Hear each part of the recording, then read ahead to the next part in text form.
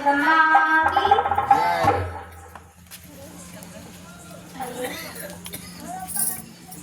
जगत जननी माता भगवती की महती कृपा से हम आप सभी लोग विगत 3 दिनों से कौशल्या मैया के पावन चरणों में बैठ करके श्रीमद् देवी भागवत महापुराण कथा का श्रवण कर रहे हैं।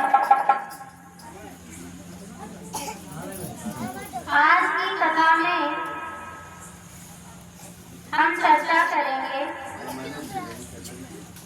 कि किस प्रकार हम अपने इष्ट, अपनी भगवती, अपने ईश्वर, अपने प्रभु से वार्तालाप करेंगे।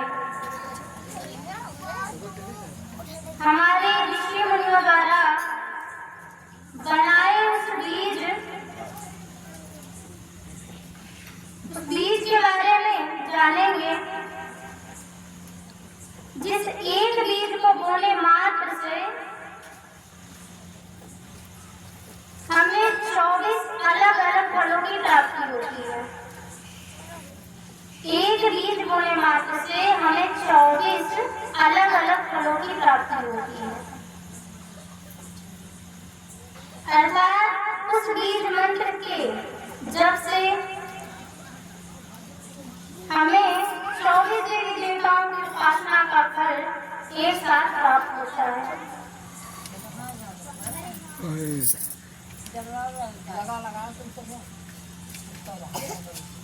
तो आपको उपासना, साधना, आराधना ये सब पता होंगे, लेकिन उपासना कैसे करें? उपासना के लिए, ईश्वर से वार्ता करने के लिए जिस आवश्यकता है, जिस बोली की जरूरत है, उसे ऋषियों ने कहा है मंत्र। इसलिए शास्त्रों में भी कहा गया मनना चाहते की मंत्र, जिसके मनन करने से मुक्ति मिल जाए उसे कहते हैं मंत्र। और दूसरा अर्थ ये भी है मनन संचायते की मंत्र, अर्थात जो मन से मुक्ति मिला दे उसे मंत्र कहते हैं। जो मन से मुक्ति दिला दे उसे मंत्र कहते हैं। क्योंकि संसार का सुख और दुख, माया और मुक्ति ये सब मन का खेल है। एक बार लक्ष्मण जी ने राम जी से कहा कि ये बड़ा दुखद प्रसंग है रामायण में, जिसे श्री राम गीता कहा जाता है। और उसमें उन्होंने कहा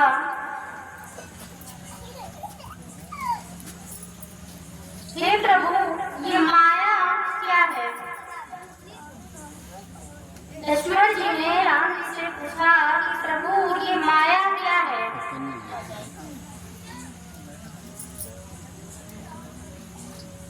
तो भगवान ने कहा, यही उत्तर दिया कि गो गोचर जहाँ लगी मन जाई, गो गोचर जहाँ लगी मन जाई, सो सब माया जाने भाई। अर्थात जो दृष्टि गोचर हो रहा है, जिन चीजों को हम देख रहे हैं प्रत्यक्ष स्थूल नेत्रों से दिखाई दे रहा है, वही माया है। जहाँ तक हमारी दृष्टि गोचर है, जहाँ तक मुझे दिखाई दे रहा है, वो सब माया है। जहाँ लगी मन जाई, जहाँ मन लग जाए, सो सब माया जाने उठाई।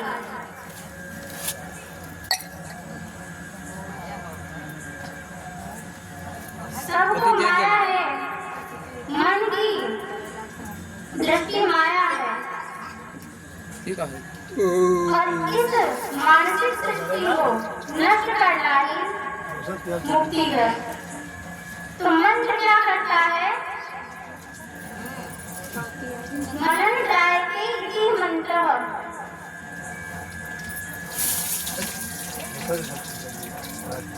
जिसके मनन करने से मन ना रहे। मनन शब्द ही अद्भुत है।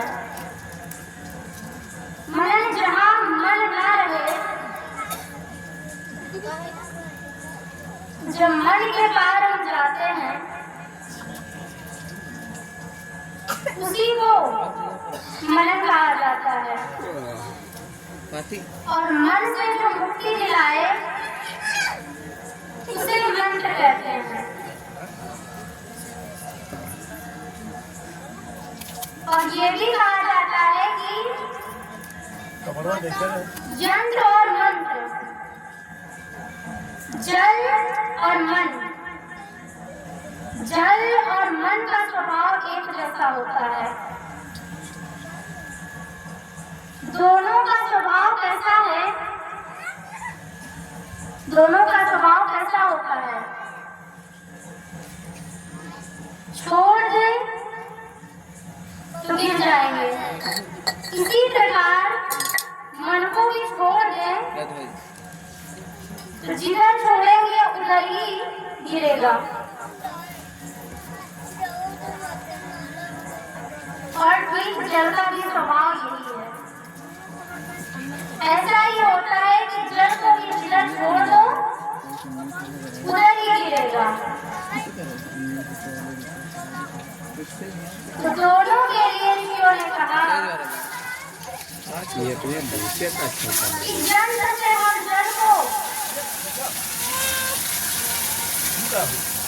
बताओ तो बताए। पानी चिपका फेंको।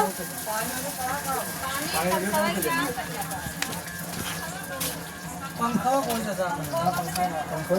पंखा बंद कर दे। पंखा बंद करो। तेल कितनी करेगा? सही हो जाएगी। पानी पड़ा हुआ है।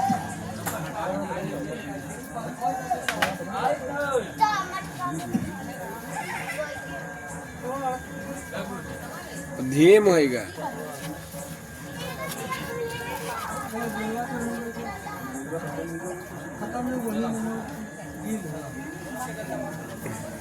बोला सत्य ब्रह्मा की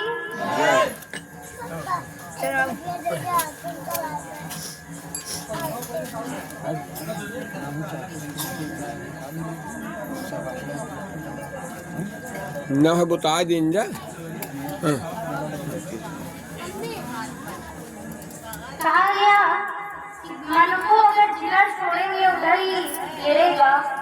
और जल का भी यही स्वभाव होता है कि जिधर छोड़ दो उधर ही गिरेगा। दोनों के लिए ऋषियों ने कहा यंत्र से हम जल को ऊपर चढ़ाते हैं मोटर से, और मंत्र से हम मन को ऊपर चढ़ाते हैं।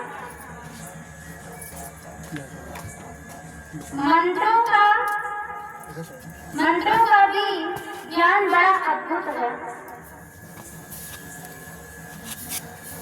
आज हम इसके बारे में आपको समझाएंगे कि संसार में जो भी शब्द हम बोलते हैं वो शब्द किसी की प्रशंसा करते हो या फिर किसी की निंदा करते हो। किसी की निंदा करते हैं या किसी की प्रशंसा करते हैं, किसी को ऊंचा उठाने की बातें करते हैं, तो किसी को नीचा गिराने की बातें करते हैं। बता दी अभी ने बताया ना, अपने बताया। किसी भी तरह के शब्द हम बोलते हैं पानी है।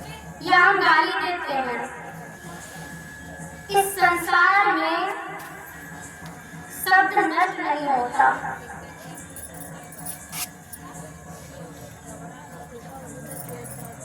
इस संसार में शब्द नष्ट नहीं होता। विज्ञान ये कहता है कि ऊर्जा का रूपांतरण होता है। ऊर्जा जितनी ही उतनी ही रहती है, न घटती है और न बढ़ती है।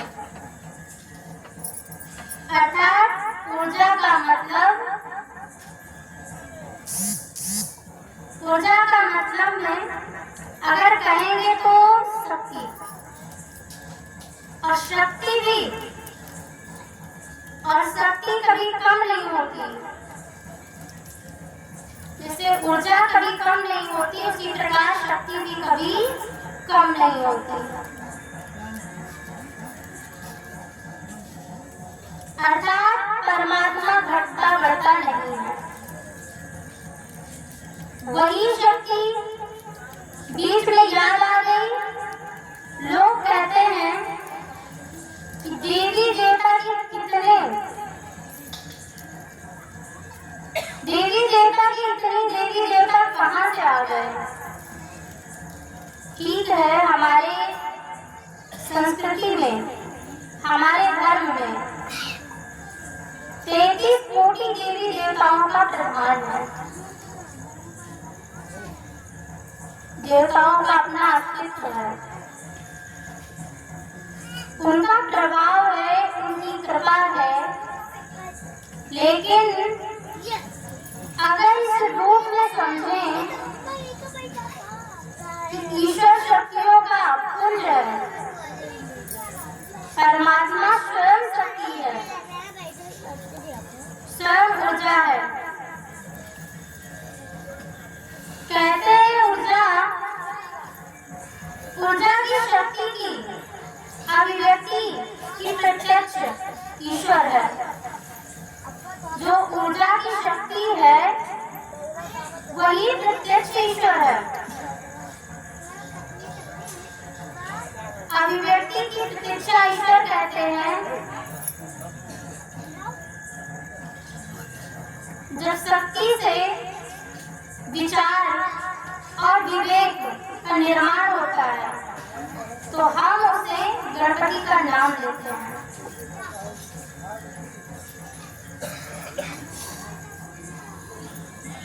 जब शक्ति विचारों और विवेकों का निर्माण होता है तो हम उसे गणपति का नाम लेते हैं। छवि कोई भी बनी हो, लेकिन वो शक्ति है। जैसे बिजली से पंखा चलता है तो हम ये नहीं कहते कि बिजली हवा दे रही है।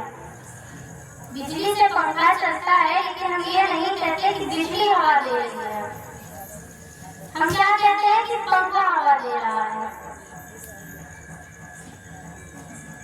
बिजली हवा दे रही है। इसी प्रकार ऊर्जा शक्ति को हम अनुभव करते हैं।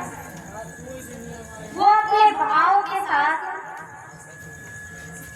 हम उसको रूप देते हैं और उसकी पूजा करते हैं, उसकी पूजा और आराधना करते हैं। पूजा करने का अर्थ होता है कि हम उसकी आत्मसात कर रहे हैं और उसका सदुपयोग करें। और लोगों ने ये समझ लिया सिर्फ तिलक लगाना, जल चढ़ाना ही पूजा है।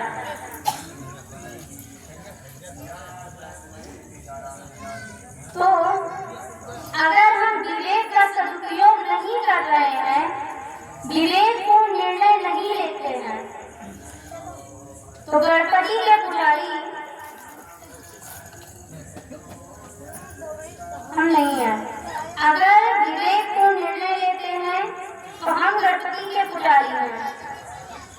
अगर हम ज्ञान का अर्जन करते हैं, ज्ञान में डूबे रहते हैं, तो हम सरस्वती के पुजारी हैं।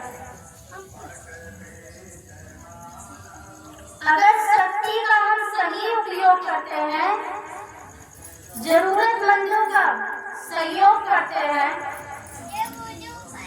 अत्याचार को नष्ट करते हैं, तो हम दुर्गा के पुजारी हैं। विषय थोड़ा बदला। चर्चा ये हो रही थी कि कोई भी शब्द सृष्टि पर नष्ट नहीं होता है, चाहे वो अच्छे शब्द हो, चाहे आप किसी को गाली दे रहे हो या आप किसी की प्रशंसा कर रहे हो। जो शब्द आप बोलते हैं वो शब्द नष्ट नहीं होता, क्योंकि वह ईश्वर का रूप है। पूर्णमदा पूर्णमिदं पूर्णात् पूर्णमुदच्यते पूर्णस्य पूर्णमादाय पूर्णमेवावशिष्यते। पूर्ण में से आप कितना भी निकाल लो, कितना भी निकाल दो या कितना भी जोड़ दो, पर पूर्ण ही रहेगा वो। अनंत में कितना भी घटा ले बढ़ा ले, वो उसमें घटने बढ़ने वाला नहीं है। ईश्वर जो है वो घटता बढ़ता नहीं है, शक्ति घटती बढ़ती नहीं है, वो उतनी ही रहती है, रूपांतरण होता है। शब्द ब्रह्म है, शब्द ब्रह्म कहा गया, नाद ब्रह्म कहा गया। ये जो शब्द है, हम किसी की निंदा कर देते हैं, किसी को गाली दे देते हैं, इससे हम ब्रह्म को, जो ब्रह्म है, उसका दुरुपयोग कर देते हैं। जिह्वा को सरस्वती का स्थान कहा गया है। जो जिह्वा है, इस पे सरस्वती का वास होता है। सरस्वती माता को वाग देवी कहा गया। वाग देवी का अर्थ क्या है? जो भी हमने बोला, किसी को गाली दी या किसी की प्रशंसा की, या कोई मंत्र बोला, वो पूरे शब्द ब्रह्मांड में फैल जाते हैं, और ब्रह्मांड में जाकर पूरे ब्रह्मांड का चक्कर लगाकर अपने मूल में आते हैं। जहां से चले थे उसी स्थान पर वो आ गए। आपने जो भी शब्द बोला, चाहे वो गाली दी या किसी की प्रशंसा की या किसी के बारे में अच्छी बात की या किसी को आशीर्वाद दिया, जो आपने कहा वो शब्द आपके मुंह से निकलते ही पूरे ब्रह्मांड का चक्कर लगा के पुनः उतनी ही तेजी से वापस आता है, और उससे अकेला वो नहीं आता। अकेले थे लेकिन वापस अकेले नहीं आते। अकेले कभी नहीं आते, अपने इष्ट मित्र सहयोगी और रिश्तेदारों और नातेदार सबको साथ में लेकर आते हैं। शब्दों के भी रिश्तेदार होते हैं। हमारे और आपसे पहले बोले गए जितने भी शब्द हैं, वो सब मौजूद है इस ब्रह्मांड में।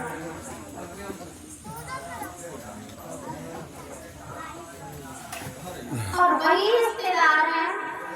हमने मंत्र पढ़ा, ब्रह्मांड में जितने भी आज तक मंत्र जपे गए, वो सारे मंत्रों की शक्ति को खींच कर लाएगा। अगर हमने कोई मंत्र पढ़ा, तो ब्रह्मांड में जितने भी मंत्र हैं, उस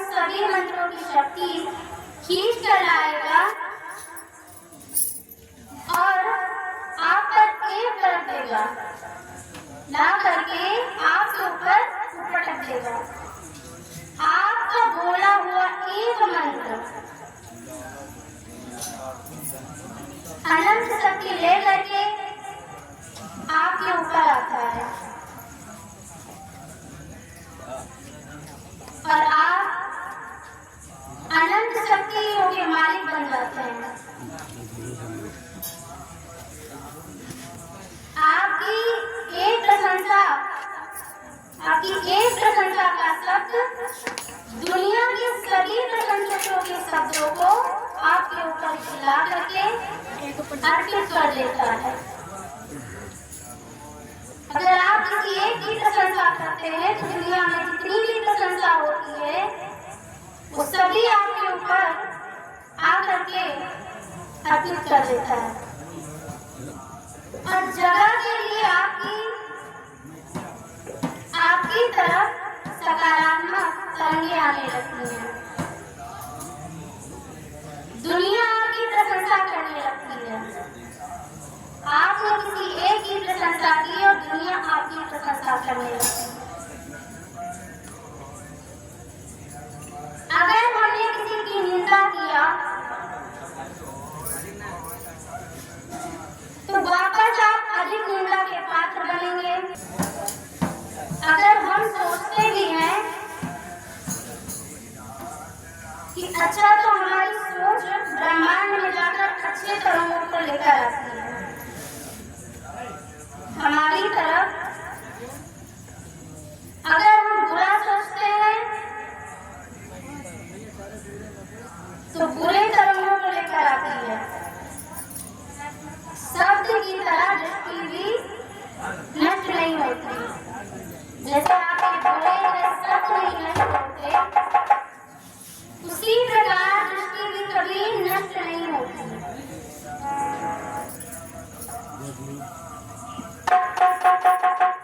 शब्द को नष्ट न होने के लिए रेडियम का निर्माण हुआ और आज भी वैज्ञानिक लगे हुए हैं कि कुरुक्षेत्र में श्री कृष्ण द्वारा कही गई गीता को रिकॉर्ड किया जाए। आज भी भगवान कृष्ण की आवाज में रिकॉर्ड किया जाए। वैज्ञानिक लोग इसकी खोज में लगे हैं कि कहीं ना कहीं वो तरंगे यहाँ होंगी। उसी खोज में सब लगे हैं कि वो तरंग मिल जाए फिर उस आवाज को हम पकड़ लेंगे। दृश्य भी नष्ट नहीं होते। आज आप यहाँ बैठे हैं,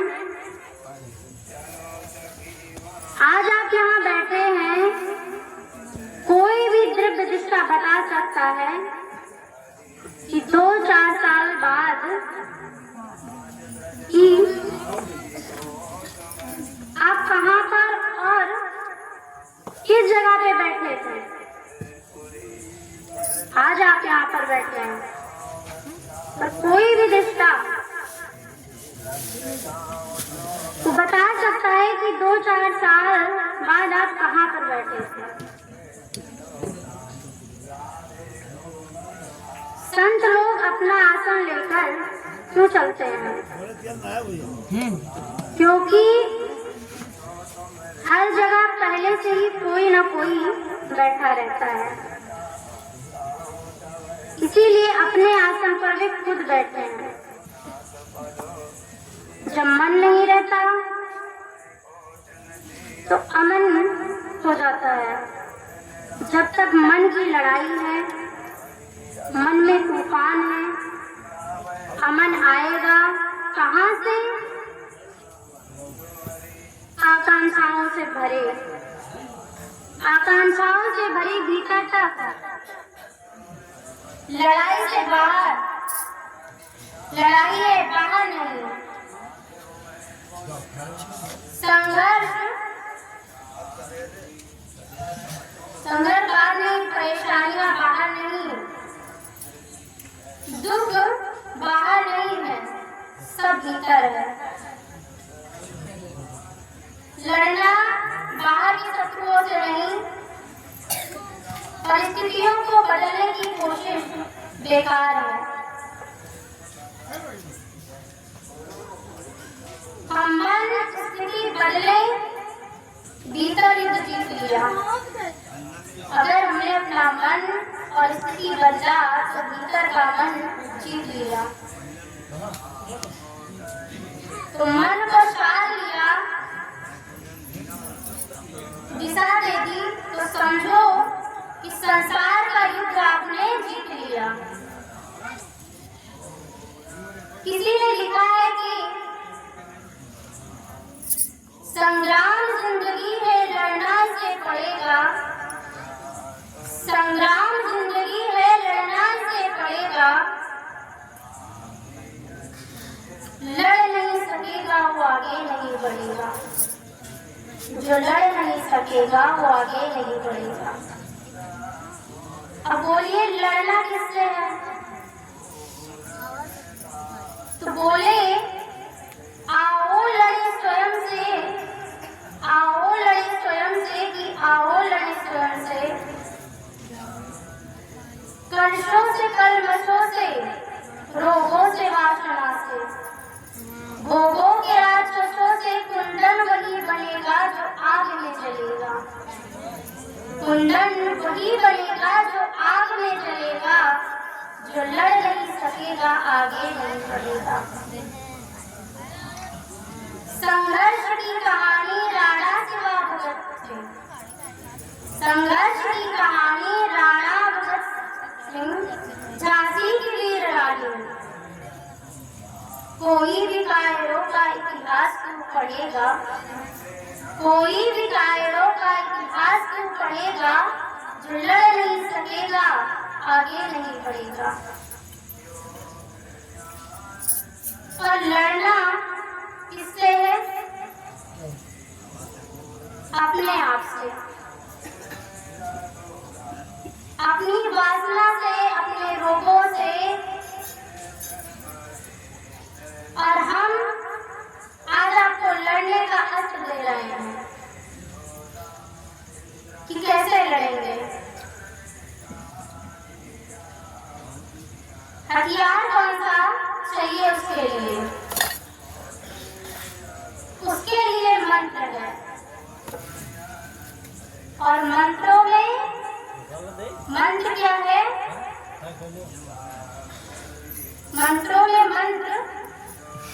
मंत्र तो बहुत सारे हैं। सभी देवताओं के मंत्र हैं। अब इसे ऐसे समझेंगे कि मंत्र क्या होता है।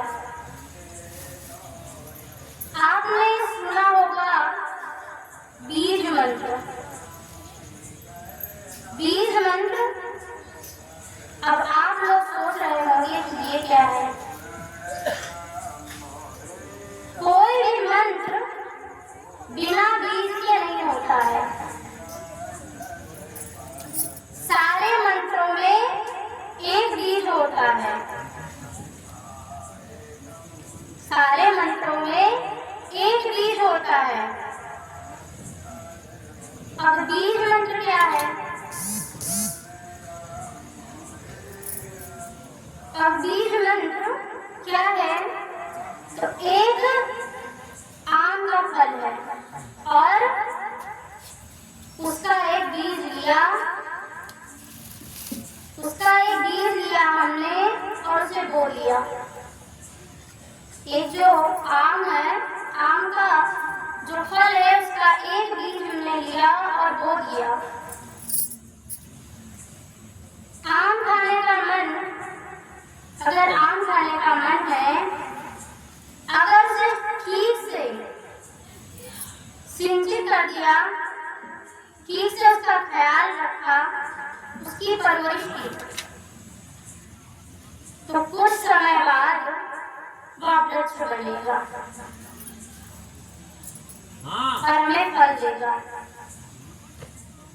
तो हम वर्षा तक आम खाते रहेंगे। अगर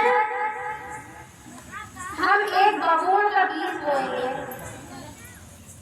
अगर हम एक बबूल का बीज बोएंगे तो वो बबूल को वृक्ष बनेगा, दातून लेगा, दातून तो देता रहेगा।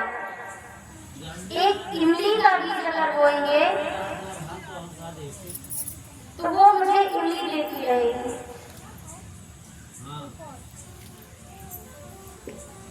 इसी बीज को ऋषियों ने इसी तरह ऋषियों ने एक बीज बनाया। किस चीज का? लक्ष्मी का। लक्ष्मी का फल चाहिए तो लक्ष्मी बीज का जाप करो। अगर लक्ष्मी का बीज मंत्र जाप करिए ये वृक्ष बनेगा और एक दिन आपको फल देगा। लक्ष्मी का फल देगा,